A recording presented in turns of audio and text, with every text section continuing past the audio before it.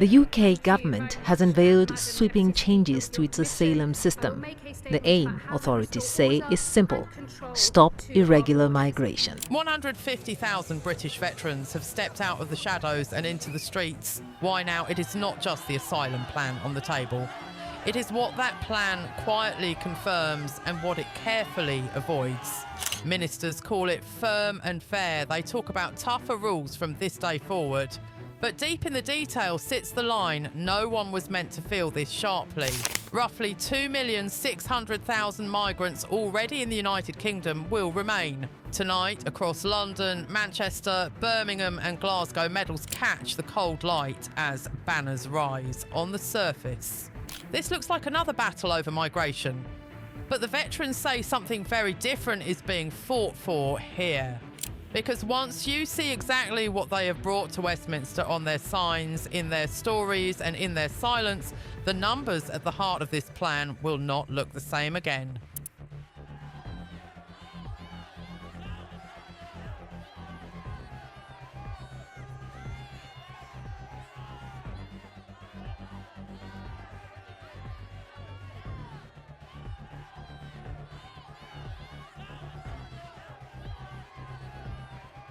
The gathering. The day began like any other weekday in Britain. Delivery drivers moved through narrow streets, office workers queued for coffee, students hurried across stations, and shop shutters rattled open. But beneath the ordinary rhythm, something heavier stirred. At first, it looked like individual faces in familiar places, but soon it became clear. People were not just commuting, they were converging. In London, they came from every direction toward the capital's political heart. Veterans. Some stepped off crowded trains, shoulders bent beneath worn coats, hands that once held rifles now gripping metal railings. Others arrived in wheelchairs, pushed by spouses, children, or former comrades. A few wore faded regimental berets. Many carried medals pinned to scarves and jackets, flashing briefly in the cold winter light. No uniforms were required. Their presence alone carried weight. Their signs were handmade, written on cardboard and splintered wood. I serve the Crown. The Crown forgot me.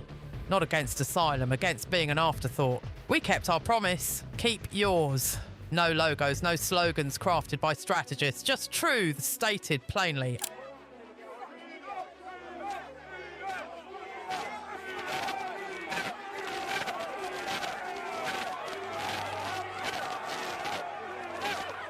Older veterans from the Falklands, Northern Ireland and the Gulf walked beside younger men and women who had returned from Afghanistan and Iraq. Arthritic knees kept pace with fresh scars and sleepless eyes. Different ages, same story, loudly thanked in speeches, quietly ignored in practice. By late morning, the crowd thickened along the Mall and spilled towards Whitehall. No stage, no amplified chants, no political figure leading them.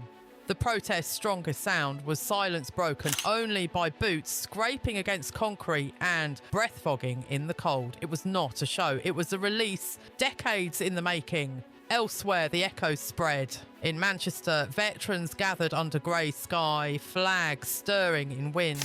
In Birmingham, a ring of ex-service personnel surrounded a council building, their banners resting like unanswered letters. In Glasgow, rows of worn boots and folded arms filled George Square. Some spoke, others stood in quiet defiance. They were here because of a plan. The new asylum plan had been presented as firm but compassionate, fair and sustainable. It promised faster decisions, more removals, tighter control of future arrivals. Ministers insisted it showed borders were under renewed management. But one line changed everything. Roughly 2,600,000 migrants already in the United Kingdom through asylum routes, humanitarian protections or appeals would remain largely unaffected. The plan moved forward without looking back. Inside Westminster, that seemed sensible. Outside, in council flats and shared homes where veterans watched the announcement, it felt like another reminder that their needs always came later. They had seen the system move quickly before, just never for them. One veteran captured it in a single sentence. I am not saying send people away, I am saying do not step over us to welcome them in. On paper, the plan was balance. On the pavement, it was a hierarchy urgency above, veterans below. Out here in the cold, briefing notes did not matter. Only one question did. Who gets help first? They need to stop illegal migration into this country. It's tearing us apart. We've got people here, the veterans, our veterans that fought for us and for our freedom, lying on the streets with nowhere to go. The faces in the crowd. Near Westminster Bridge, a small knot of journalists circled an older man standing between a lamppost and the river wall. His name was Peter, 72 years old. He had served during the Falklands conflict. His sign, drawn on the back of a delivery box, read, "I fought in the South Atlantic. I live in one damp room." His voice was quiet. He did not demand outrage. He spoke plainly about rising rents, black mould climbing his walls each winter, the repair requests that never seemed to arise. He did not name a political party. He did not attack anyone. He simply asked whether this was really what "thank you for your service" meant. A few metres away, a woman adjusted a faded regimental jacket. She had served 2 tours in Iraq. Her story too was sharp and familiar. A diagnosis of post-traumatic stress disorder, a wait for therapy through the National Health Service that stretched from months into years, and appointments spaced so far apart she had to retell her trauma every time. "I asked for help," she said. "They sent leaflets. Then they lost my file." Behind her, a man barely 30 held a cardboard sign that read, "Evicted, told to try private rent." With what? He had been staying on a friend's sofa for over 3 months. The housing register had his application, but his priority rating left him waiting without updates indefinitely. Why is it important for you to be here today? For freedom of speech, to hopefully stop the illegal immigration from coming to our shores, to help the homeless, the disabled, the working class, veterans, number of things. Every few minutes, another voice would rise. Someone explaining they had shut off their heating last month to afford food. Someone describing their first visit to a food bank since leaving the military. Someone quietly admitting they never expected after years of service to be cold and hungry in their own country. What was striking was not just the hardship, but the direction of their anger. It was not aimed at migrants. When the cameras stopped looking for conflict and the microphones were steady, it became clear. The frustration pointed upward at the system, at the machinery of government that always seemed capable of moving, just never for them. They were not saying people should not be protected. They were saying if the country has space for 2,600,000 people in need, how can it have no room left for those who defended it? This protest was not powered by ideology. It was powered by subtraction. Subtraction of dignity, of support, of promises that once felt like guarantees, and now 150,000 veterans are asking the same question. All at once, not what about them, but why not us? If that question hits you, pause, then speak. What do you see in this moment? Is it the numbers, the silence, the medals in motion? Drop your thoughts in the comments. We read them, others will too. If this matters to you, hit like so it doesn't disappear in the scroll. And if you want to stay ahead of the stories that most outlets ignore until they cannot be ignored, subscribe and turn on notifications, because this march isn't the end of something. It's the beginning of something the country will have to answer for one way or another. The battle of perception inside Parliament, the mood remained restrained. Officials described the protests as an understandable expression of concern. Press officers drafted statements emphasising the government's unshakable commitment to veterans, listing funds, programmes, advisory boards and upcoming reviews. The language was careful. It pressed the same well-worn buttons. Sacrifice, courage, gratitude. The phrases came out in familiar order. We owe an enormous debt. We are doing more than ever before. We take these concerns extremely seriously. But language is not weightless. When repeated without visible change, it begins to sound like background noise. We're scared for our kids, we're scared for the women, we're scared for everything, aren't we? On the same day, a short video clip began circulating across social media platforms. It showed the Prime Minister's convoy leaving the area around the Palace of Westminster. Dark vehicles, tinted windows, police motorcycles guiding them through the crowd. In reality, it was a routine movement. There was no emergency, no rushing, no sirens screaming. Just a standard logistical exit by a head of government following a tightly controlled schedule. Online, though, the clip grew a new meaning. Captions labelled it an escape. Comments described it as proof that the country's leader was driving past the veterans like they were invisible. People stitched the clip with footage of veterans standing in the cold, holding up their banners, juxtaposing the protected comfort of the cars with the exposed faces of those on the pavement. None of this was technically accurate in the way official fact sheets like to be accurate. But politics does not live solely in accuracy. It lives in atmosphere. It lives in the stories people choose to tell themselves. Within hours, that convoy clip did more to shape the mood than any official statement. The protest was no longer just an event. It was now also a symbol of a government that spoke the language of duty and debt from behind glass and armed escorts, while those who had honoured that duty stood outside asking for someone to really listen. The divide was no longer just about opinions on asylum. It was about who felt seen and who felt passed by. The numbers that refused to stay on paper: 2,600,000.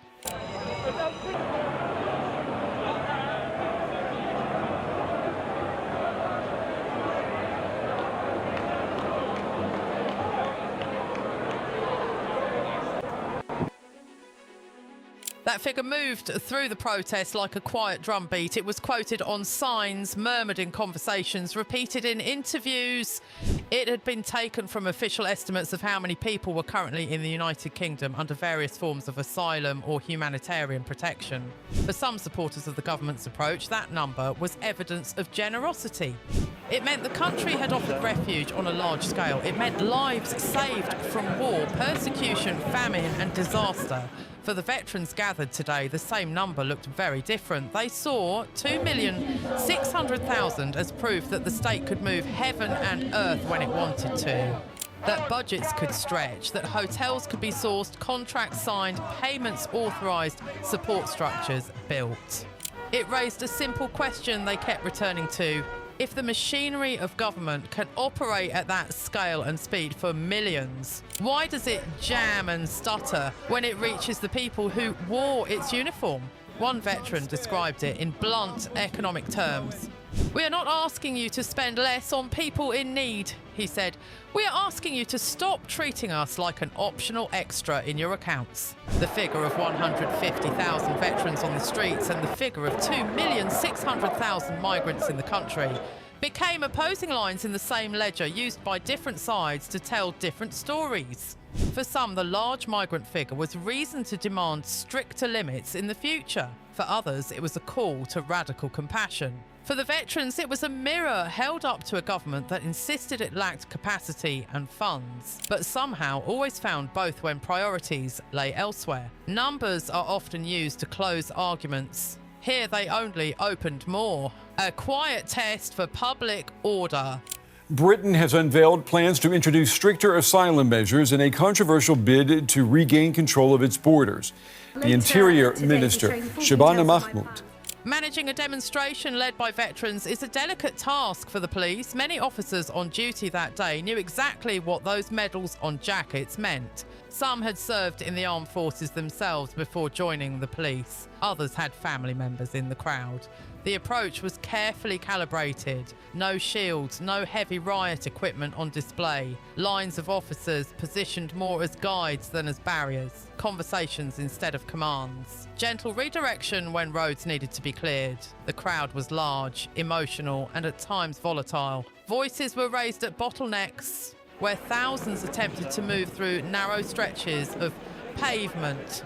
Tempers flared when drivers stuck in long queues honked in frustration rather than support, but there were no smashed windows, no fires, no running battles. The power of this protest did not come from destruction.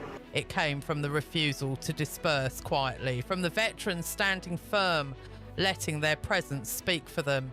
Public order was maintained, at least in the narrow sense. There were no violent clashes to lead the evening news. For the government, that may have felt like a relief, but politically, the sight of so many veterans gathered in anger is not easily filed away. You cannot bait on charge those images from public memory. You cannot dismiss them as fringe extremism or easily discredited disruption. The protest passed without chaos. It did not pass without consequence.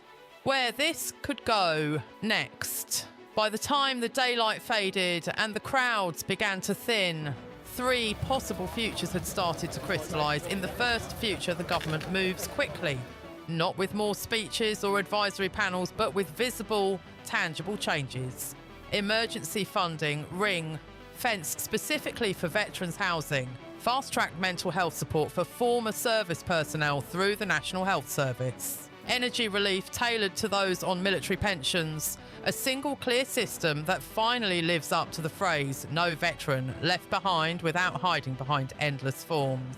In this future, politicians treat the protest as a warning shot, not a public relations problem to outlast. They adjust budgets, they reorder priorities, they place veterans at the front of the queue rather than somewhere near the back. In the second future, very little in practice changes. Statements are made, reviews are announced, committees are formed.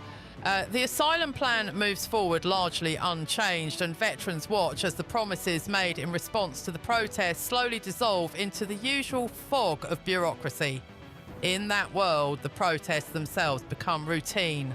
Veterans gather not once but repeatedly, outside remembrance services, on key vote days, outside constituency offices. The energy may gradually shift from outrage to endurance, but the drumbeat continues. The presence becomes a permanent pressure, a constant reminder that the issue was never resolved.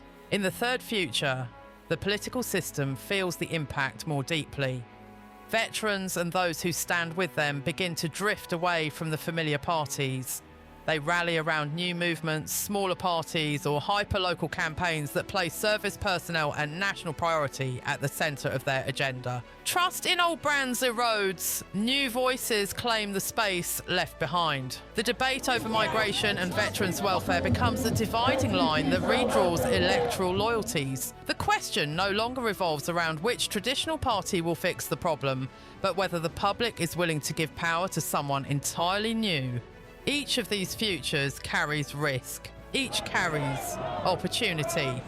And which path the country takes may depend less on what was said in Parliament today and more on what veterans see in their own lives in the months ahead.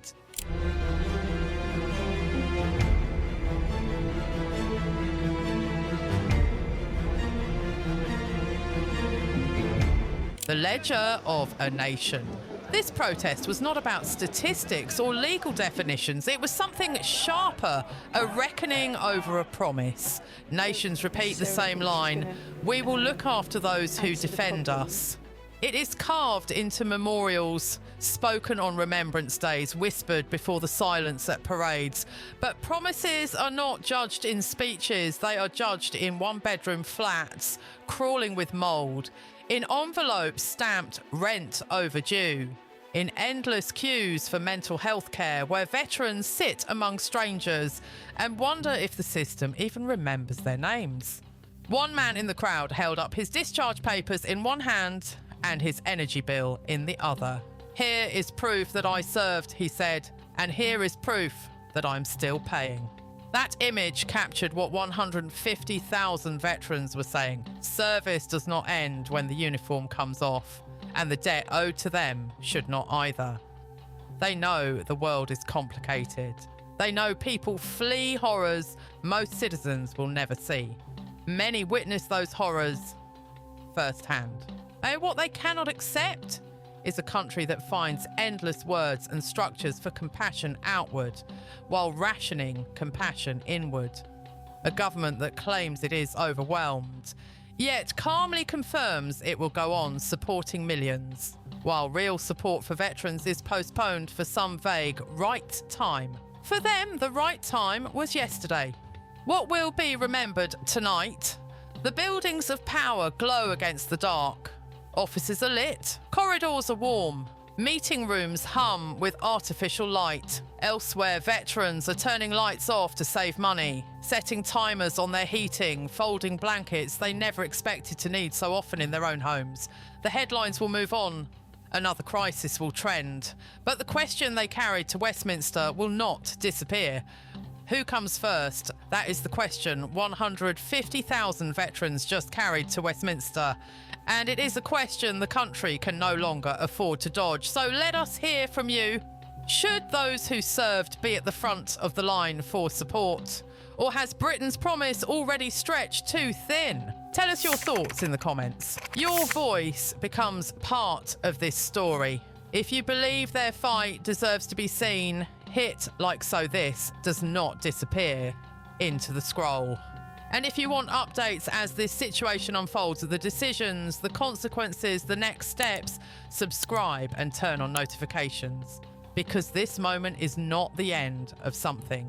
It is the beginning of an answer the nation still has to give.